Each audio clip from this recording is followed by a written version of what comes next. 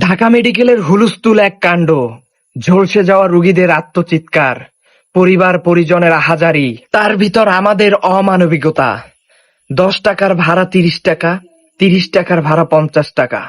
Dhaka medical কলেজের আশেপাশের ফুটপাতগুলোর ব্যবসায়ীরা ২০ টাকার পানির বোতল ৪০ টাকা, ৪০ টাকারটা ৮০ টাকা। আহ, আমরা কতটা অমানবিক, আমরা কতটা নির্দয়, আমরা কতটা পাষাণ! যেখানে মানুষগুলো অঙ্গার হয়ে গিয়েছে, সেখানে আমরা তাদের পরিবার পরিজনের সাথে জুলুম করছি, নির্যাতন করছি। আমরা কি আল্লাহর শাস্তিকে ভুলে গিয়েছি? আমরা কি তার শাস্তিকে ভুলে গিয়েছি? আল্লাহ জুলুমকারীকে কখনো পছন্দ করে না, আল্লাহ জুলুমকারীকে ধ্বংস করে দেয়। কেন তারপরও আমরা সুযোগ পেলেই অমানবিক হয়ে যাচ্ছি, জুলুম করছি?